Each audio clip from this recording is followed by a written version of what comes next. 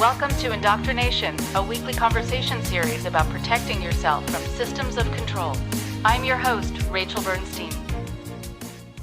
Hello, everybody. I wanted just to give you a quick reminder about going to patreon.com/indoctrination, patreon.com/indoctrination to become a supporter of the show, to be able to keep it going. Every bit counts and is truly useful and necessary. And so you will be doing a great service for yourself, for others, for future guests, for future listeners. Thank you so very much. Patreon.com/indoctrination.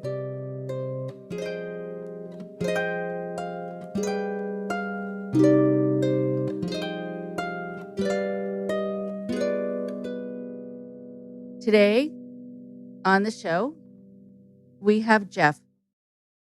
Geoff was born and raised as one of Jehovah's Witnesses in Northern California. As a witness, he spent 35 years devoted to Bible research, using only witness-approved publications, attending 3 weekly meetings, and spending upwards of 70 hours each month spreading the Jehovah's Witness doctrine, trying to convert future members. His zeal for his beliefs led him as far as moving to Shanghai, China, to proselytize underground, an activity that is currently banned by the government. Geoff grew up identifying as gay in a religion that does not allow its members the ability to identify as part of the LGBTQ plus community. The constant bombardment of homophobic rhetoric, being taught to believe being gay is a choice and is wrong, forced to come out to leaders in the congregation to confess thought crimes. Talk about 1984. I can't help but think of George Orwell when I hear about thought crimes. And pushed to confess quote unquote sins and told to pray the same-sex attraction away, eventually caused so much self-loathing and depression that suicide seemed like the only option. In 2019, Geoff decided to come out to his friends and family and leave the Jehovah's Witnesses for good. Since leaving the organization, he's been on a journey of self-discovery, unwinding deeply ingrained ideologies of sexuality and spirituality, instead learning to live authentically as a member of the LGBTQ plus community. He is focused on getting the truth about the Jehovah's Witnesses out to the general public and encourages anyone who identifies as LGBTQ plus in the Jehovah's Witnesses organization or in any similar high control groups to find freedom and self-love as they live an authentic and truthful life. It was a pleasure to speak with Geoff. I'm so glad you get to hear him now.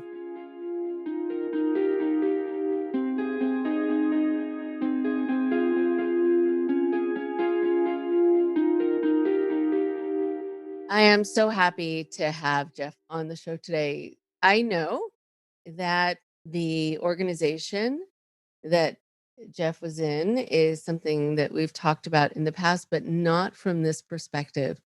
And so I know this is something that affects a lot of people, and I think it's something that is good for us to talk about, to kind of grapple with and be aware of, and to understand the struggles for someone who is dealing with a lot of issues around, I guess, acceptance and being able to be yourself. And that is the case for a lot of people in groups where there is a certain sense about what is the ideal kind of person according to the group or according to God. So, Geoff, if you want to introduce yourself, like what you do and why, you wanted to be on the show, and then we'll start talking. My name is Jeff. I am 37 years old. I can't believe. I live in California, which is where I was born and raised. And I currently work in the communications field as an executive assistant. And I just want to say thank you that you and your podcast were instrumental in me understanding some of the things that I was dealing with, and kind of gave me a glimpse into like the situation that was coming up for me as I was exiting the religion of Jehovah's Witnesses. So you and your guests have been incredibly instrumental in helping me heal. So I just wanted to share my story because I think that it's important for people within the Jehovah's Witness community to hear, as well as people on the outside, because I think it's something that people don't get a chance to hear. I think people think of us as or them rather, as kind of harmless Christian sect that kind of bothers you on Saturday mornings, right? Knocking on your door. But there's a lot more to it than that that I'd like people to understand. That would be really good. And yes, they do come to my door. You're right about that. I think in part because they come to everyone's door, but also when they see the mezuzah, this is Jewish symbol on the outside of my door. You would know better than I, but I feel like it's a target to try to save me. I think they think of it as more of an opportunity to have somebody to talk to. It's an external indicator that you are a spiritual person. So, and I think a lot of Jehovah's Witnesses claim to have more of a connection with Judaism than to modern day Christianity, like Catholicism, because of the emphasis on the Hebrew scriptures. So, worship the same God, the God of Abraham.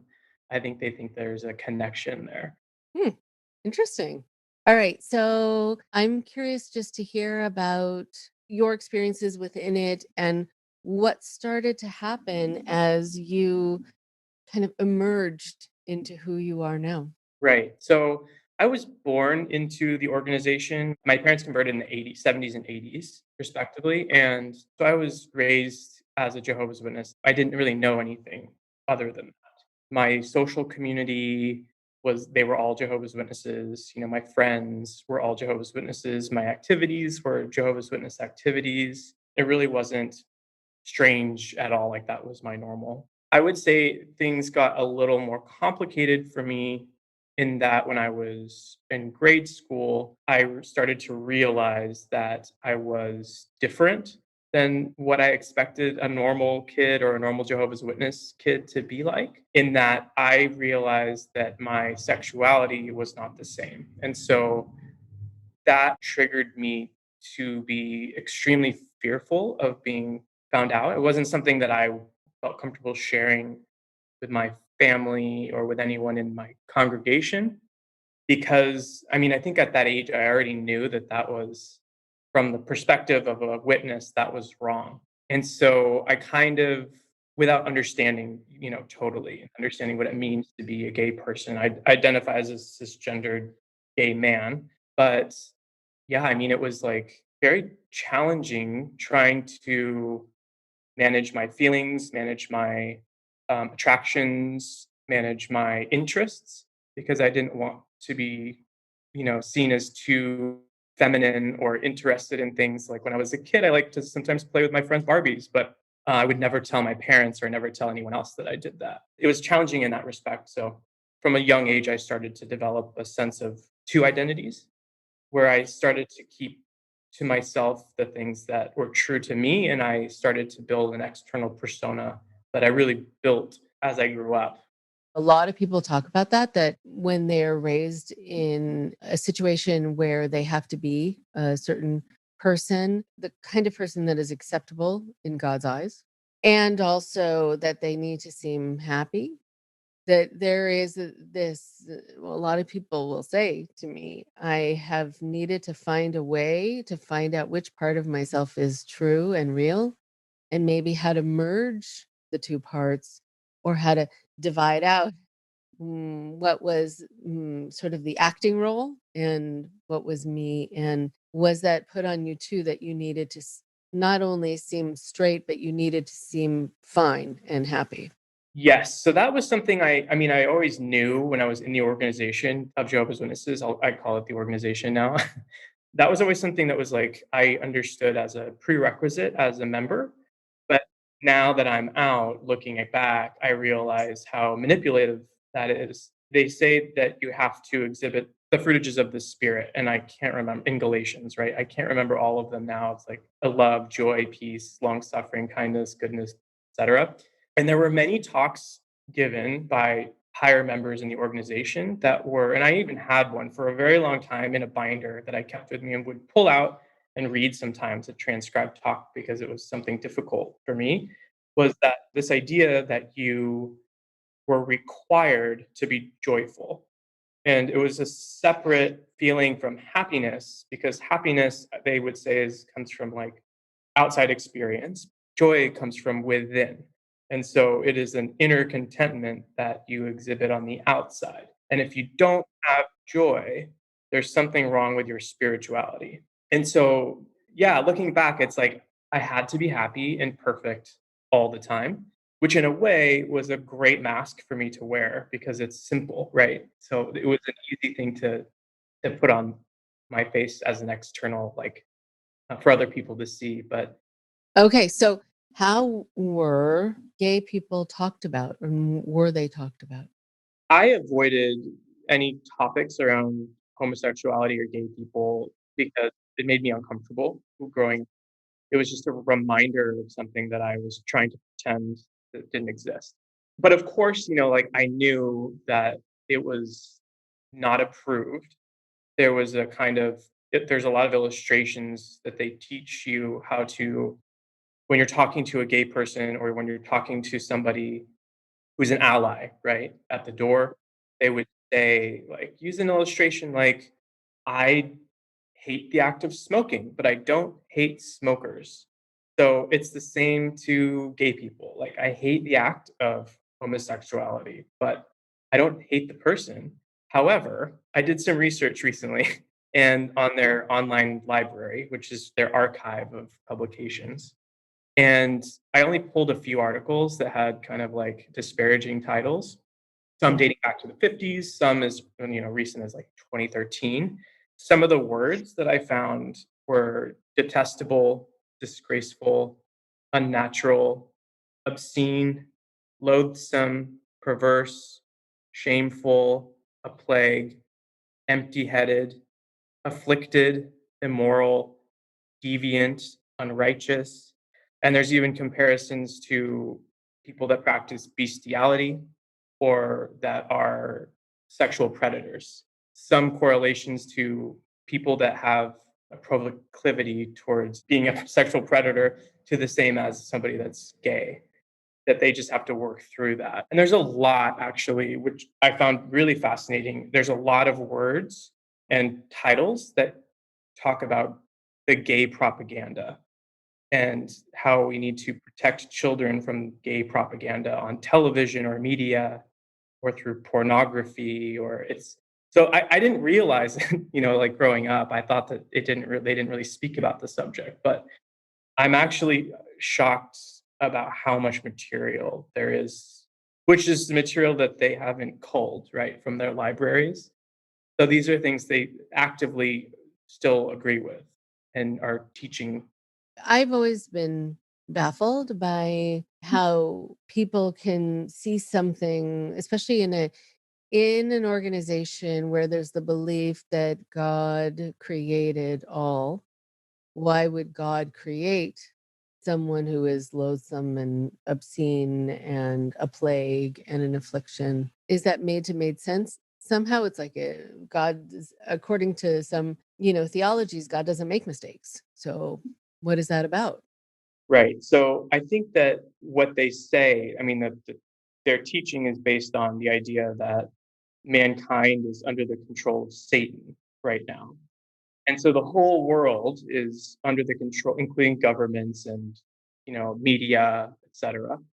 Even other religions are controlled by Satan, the devil. And so his influence is to entice and trap people to go away from the original teachings of Jehovah God, the creator. The thing that I found confusing when I was reading some of these articles was the fact that they claim that homosexuality or being gay is a new phenomenon, but in so many of their writings, they also give evidence that, these things are happening, like even in the Bible. Like even in the story of Sodom and Gomorrah, even actually with the Israelites, I believe there were some issues where they with temple prostitutes that were males and the Romans and the Greeks. And so I'm wondering, like, is that just a, and it was accepted in those organizations and it isn't in this one. So it was kind of a weird moment of like, I don't understand what the argument that they're trying to make is. But one of the things that actually really shocked me after I left was a talk by one of the governing body members who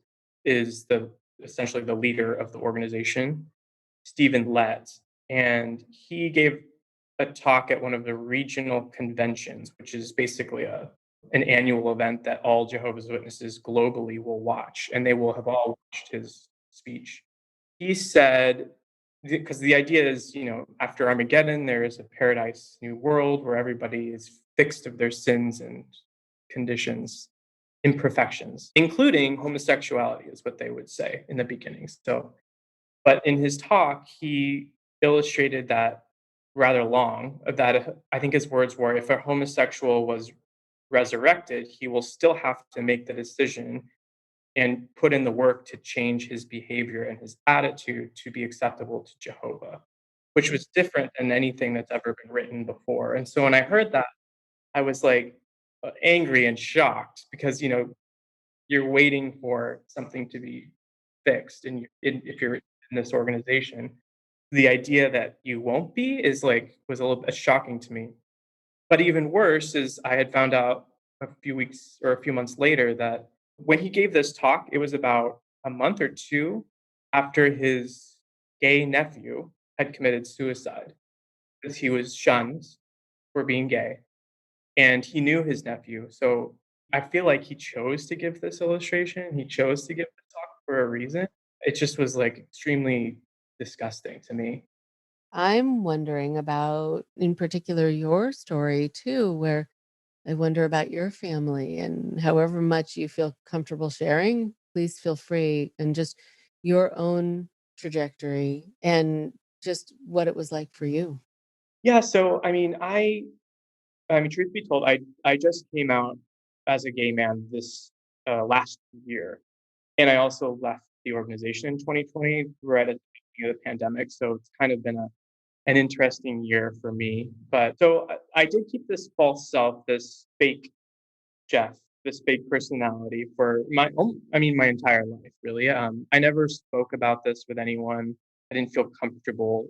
Sometimes they would say, like, if you have they call it inclinations towards same-sex attraction, then you should talk to an elder in the congregation and they'll help you work through it. And to me, that just never felt sincere, or I just didn't feel comfortable doing that. So I chose to not tell anybody. And I realize now that was really damaging to my psyche and to my emotional well-being because I look back at my life and I realize that kind of undercurrent of unhappiness was always there, even as a child. And now I can see it as the control that I had to be under or put myself under for so long to project as somebody I wasn't. And not only that, but also I had to actively hate that person. Wow, that's very powerful.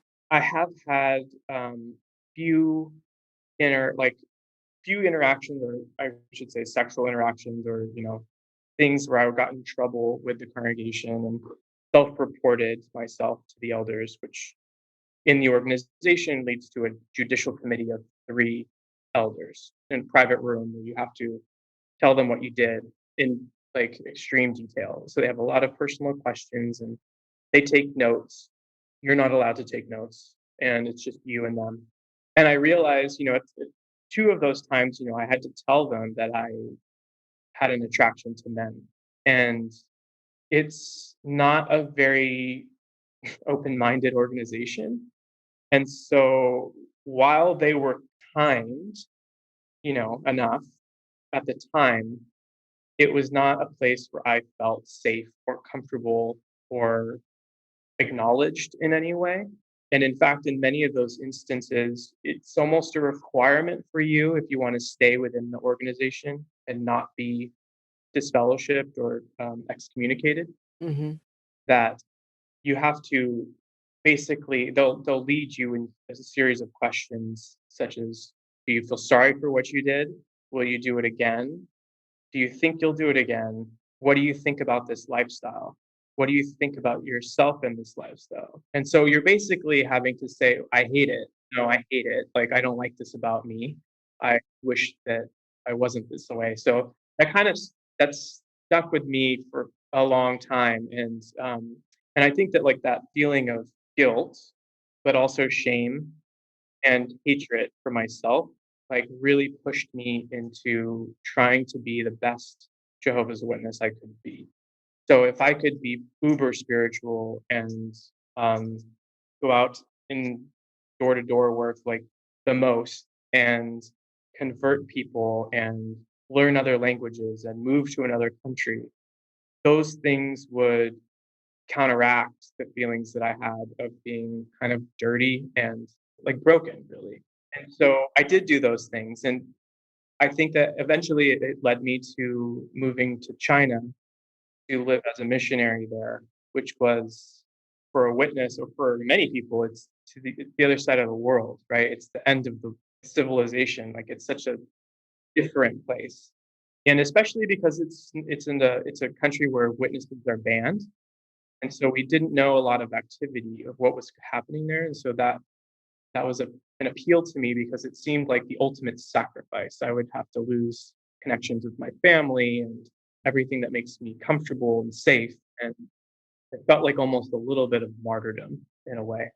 Yeah, I mean, I think it is. I think a lot of people who push themselves to that degree to live in either a very kind of ascetic life without anything or go to a totally different culture, there is some martyrdom. It's almost like self-flagellation and kind of spiritual purification because you're suffering and you've pushed yourself the hardest.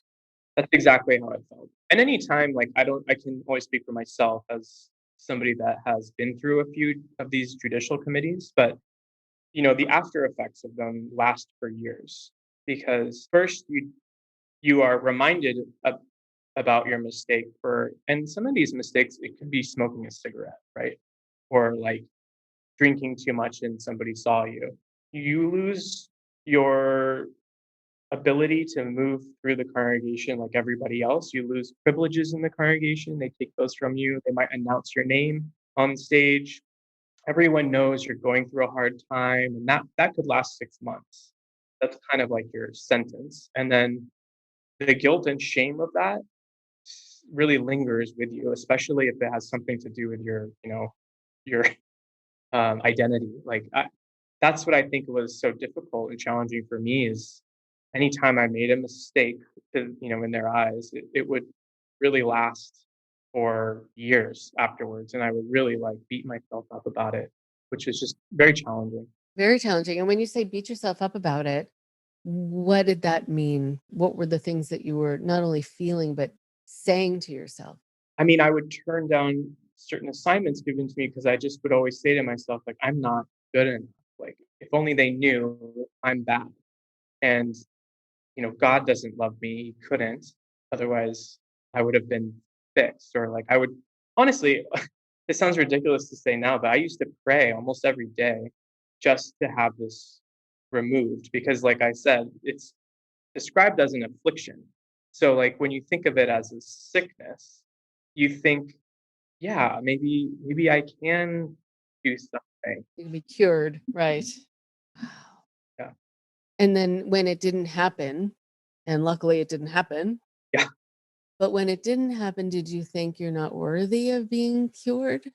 You know, when it didn't happen, I kind of came to a realization in my late 20s that I was like, this is just something I'm going to have to live with for the rest of my life. And I think it was that realization that sent me to China ultimately, because I realized that, the witnesses, they also, they get married really young because you're not allowed to have sex before marriage and dating is for marriage. So a lot of witnesses get married like right out of high school because they're kind of like missing out on that experience, right? And I quickly realized like I'm not going to be paired off. Like I will never have a partner. And so I decided to move as far away as I could to just forget about it. I kind of conceded to the fact that I would never be in love, and I had never been in love, that I would never get married, I would never have anyone there to share anything with, and it was a little hard to swallow because I had been so alone mentally and emotionally that this is just my life forever.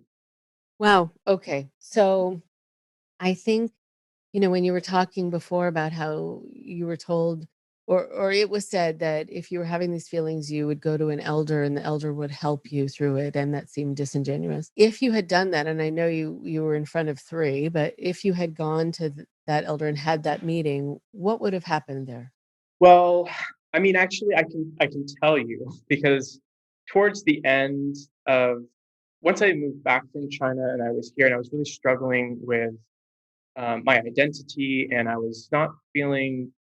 wasn't happy. And along the way, I had actually met a few Jehovah's Witnesses. Well, one in particular that was openly gay. And in fact, there was always a joke amongst Jehovah's Witnesses that they call them NPGs, which is non-practicing gays. And that was like, of course, there was a lot of like stigma attached to that, and people would, they would call them that behind their backs. But I had known one friend of mine, and he was out. He like had come out to his parents, and but without any, I guess, like any designs on ever acting on his sexuality. So he was just a gay person, but like celibate, I guess. And I sat with that for many years, and I realized that for me to be happy, I needed to be honest with myself and honest with others. And so I decided to start talking to people and telling them that I was gay with the intention that I would stay in the organization and just continue doing what I was doing, but at least they would know that this has kind of been my struggle all my life. And I thought that that would help alleviate some of the anxiety and depression I was starting to feel. So I did actually come out to my close friends, and I had been forced to come out to 3 elders around this time as well, so they knew. And I actually came out to my parents, which was the hardest thing, I think, for me, because I didn't know how they were going to react. And I mean, I framed it as, "Look, I have had a same-sex attraction all my life," and I had to explain that, but reassure them that I wasn't going anywhere because that would be worse, I think. And then we never talked about it again. We just kind of like they never mentioned it. All right. Yeah, and that was it. My my mom was very surprised, and we never talked about it, but I think at that time, it actually made me spiral a little more because now that I should say, a lot of my friends were really surprisingly supportive, and they said it didn't matter and they didn't care, and et cetera, but I quickly found out that once I decided to come out again, because I had to come out again as actually being gay, which was incredibly difficult, that I was not I was going to live as a gay person. And I think that didn't sit well with a lot of them, and they all decided to shun me from then on. Okay. So you had to come out twice. I had to come out twice. Yeah. Got it. Okay. So it's interesting because it's more acceptable if you say it kind of in a passive way. But if then there's an action involved that you're going to be living in a particular way, that's when kind of all bets are off and things change. Yes, I actually had to use those words because I was struggling. I wrote a letter to my parents to let them know, and at this point, I had already come to grips that this organization is a cult. It is not a it's not healthy, and, for many, many reasons, and I think you've interviewed a few ex-Jehovah's Witnesses, and, they go into detail about that, but I felt that it was more important for them not to know my misgivings on the organization, but rather just see me as a person, and I thought that that might help my case in continuing our relationship. So, yeah, so I actually had to write this, like, I am going to live as a gay man. And so from then on, things changed pretty rapidly. Okay, so I do want to hear about how things changed. I think just to go back to what you just said before about how you're calling it a cult. I know there are people who would argue with that, and we don't have to get mired Yeah. in the C word, so to speak. But from your perspective, Yeah. why do you define it in a different way than just a mainstream religion? I think early on, I read Stephen Hassan's book, Combating, I think it's Combating. Combating cult mind control. Mm-hmm. I mean, I sat there some days, I could only get through a couple pages at a time, and I would just sit there rereading the same paragraphs over and over, realizing that what he was describing from a completely different organization was what I was experiencing, which was, the bite model, for instance, behavior control, information control, the thought control, and the emotional control. All of those things I can say was happening to me in that. And I think for me, the number one thing was the information control. As a Jehovah's Witness, you're allowed to study and research, but you're not allowed to study anything about Jehovah's Witnesses or the organization from outside perspective. So you can't just type in Jehovah's Witnesses on your computer and pull up the first thing that pops up. They're very, very, very adamant that if you want to know something, you have to type in the appropriate channel that they have, the .org that they have. Oh, I see. Got it. And anything else is from an apostate, is what they will say, who is lying and who's trying to talk badly about the organization because they were maligned, they are mentally ill, they are angry, all the typical tropes. I think that was the biggest thing. I started actually looking at outside material and reading about Jehovah's Witnesses, and I heard about things like the Australian Royal Commission, which is the trial in Australia right now about the child molestation cases that are happening in Australia. But I had no idea. Like, witnesses don't know that that's happening. They don't know that the top leaders are on trial and have actually lied under oath about the organizational structure and procedures. And I think that once I saw that, I started to realize how much they controlled the information that came into my head, right? So, like, even these things like the gay propaganda, anything that normalizes a minority group like the LGBTQ plus community, that would be considered gay propaganda. And so I just realized that, like, my thoughts and behaviors were being so micromanaged. And, like, even the way I was feeling, I couldn't even feel the way I felt. It's like, it's hard to explain, but I realized that, like, yeah, everything was just I was under so much control. And that control, I mean, ultimately was leading me down a really dark emotional hole where I couldn't handle the pressure of day-to-day activity from the witnesses any longer. And I couldn't reconcile the fact that I was, in fact, a gay person, but could not be gay unless I left. Like, I had to give up my entire life to be who I am. And that was a really hard few months for me. And frankly, it led me to think about suicide, which ultimately was a blessing in disguise because it took me to therapy and it helped me process some of the things that I was feeling and experiencing. And that it wasn't just me, it was actually external forces on me. Okay. I hear it a lot from a lot of people that they think about suicide when they feel there really isn't a way out. And sometimes it's also because you hear about what happens to people when they leave. And, that's sometimes used as a kind of fear mechanism.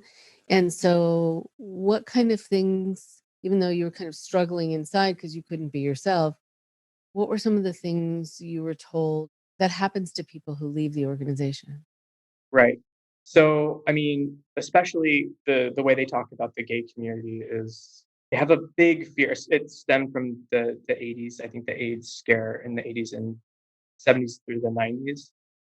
But I think that that is still lingering with them. So there's, like, open discussions about, if you leave, you'll become drug addicted and, an alcoholic. and you won't be able to hold a job, and you'll be unhappy, and you'll get an STD or an unwanted pregnancy, or all these things, or it leads to suicide and depression. And I think the sad thing is some people do fall into some of those narratives that leave because they're alienated and isolated and alone and don't have the coping skills. They weren't taught skills to manage their mental health. And now I see that. So I think those things it was a major fear for me. And I had a fear of like the outside world. Like I just didn't understand it, and I didn't know if I fit in that world. And so, of course, I want to find out about how you feel about that now, and also what happened with your own family, and if, you've been shunned, and what you found out about your place in the world. So I was very fortunate in that I have a steady job and I had been supporting myself financially. But a lot of witnesses don't have that opportunity because they have spent so much time in the organization giving, preaching or working at different branches. They don't have this job skills or a resume or any way to support themselves. So, and I should say, I found a partner very early on in my leaving. And I think that accelerated my understanding of the world and really helped me push through a lot of cognitive dissonance about my own self and sexuality, and to accept myself and not immediately feel guilty for X, Y, and Z, which was challenging. But yeah, now I realize, I still have a feeling of being other, a little bit separate from people, because, for anyone that meets me, this is all happening like inside. I'm like, it's still the same person, but I've never celebrated holidays or my own birthday, or we never clinked glasses to cheers. Like that was not okay. And so those things I've kind of like had to learn, which has been challenging. Like it's exhausting to have to learn your own culture, basically. And it's been fun. So as long as I can be, open and realize that these things aren't going to hurt me, or they're not going to cause me to, die in some kind of Armageddon, it's okay. A friend told me, as long as you're not hurting anyone or yourself, it's okay. Like to try new things and experience different things in life. But so yeah, I've actually been the happiest I've ever been. Like I actually feel happy. But then as far as what you lose, because I do recognize now that freedom comes at a cost. So I have lost all of my friends. I think there's maybe one current witness that will talk to me, maybe one or two. But I know they shouldn't, if they want to be a good witness. But overnight, so like just overnight, no one will talk to you or acknowledge you at all. They won't answer your phone calls or your texts.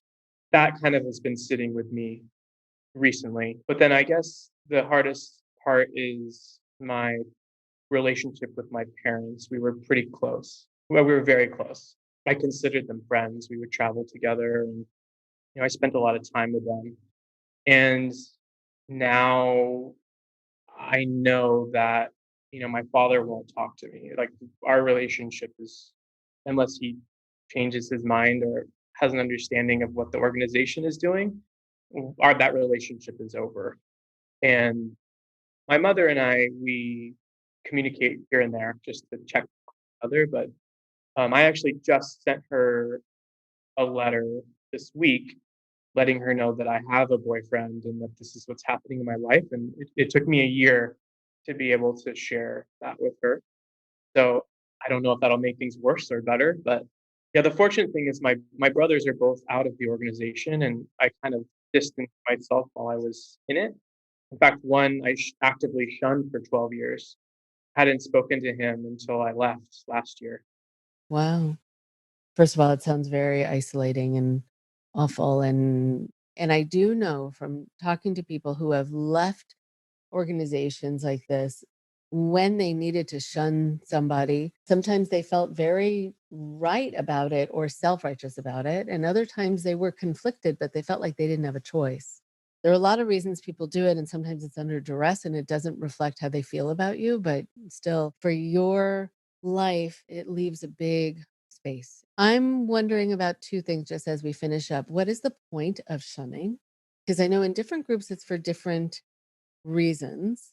Um, and then also, what can people do if people are listening who are a whole variety of different kinds of sexual identifications or gender identifications? And are there groups of people that they can contact who they can connect with and talk to, and, to not feel so alone with it? So the first part, what is shunning about? And then, what can people do if they're listening and they're feeling isolated, like you were feeling isolated? So I think shunning, for one thing, I think what it does, the stance is that it protects the congregation from unhealthy outside influence. So if somebody, they only shun, they say, if somebody is an unrepentant sinner. So if that's, they do something once, that might not merit their disfellowshipping. But, if they are a practicing person, or, in that act of badness, quote unquote, then they need to be removed because they can influence others. And now that you see it as a control group, you see that I think the reason that the witnesses have expanded to 10 million people globally is that they have this really high, fine tuned mechanism of control within the congregation, within their groups, to oust anyone basically that would say anything that differs from the doctrine or from the status quo. Like I said, the propaganda. So like they view that as undermining effects. Anything that has undermining effect, they will remove them. And it's successful. I mean, it really works because people are afraid to talk to them and they're afraid to look at anything outside. So you remain insulated. And then as far as communities, that's something I feel like there's something missing there. And actually, that's something I've been talking to a friend about, is how do we create a safe space for people that want to leave, including young people that don't have skills, job skills, or just want to talk to somebody that's, has the same experience. But I would say there is like an active Reddit community, the XJW Reddit community. It's very supportive. It's a safe space. It's anonymous, and there are people there that, myself included, will watch out for. Or sometimes they'll comment on my strings on leaving the organization as a gay man, and I get a lot of kids on there reaching out and just saying thank you for sharing, or is there anyone to talk to? And I do know that there is a separate channel that people will extract if there's somebody in need of younger people. I would say they have two groups, and they help support non-binary, trans, gay, anyone in the LGBTQ plus community that's an ex-witness of all ages. And it's really a place for them to just make friends, express themselves, and support each other. I've seen a lot of kids on there express how they've been feeling depressed or suicidal, and there's always somebody there to kind of help them, sharing a suicide hotline, or just talking them through whatever issues they're dealing with. So I would definitely suggest that. Okay, I think it's wonderful that you're involved in that. And I think it really does cut down on suicides, and tremendous dark depression, feeling alone, isolated. Yeah.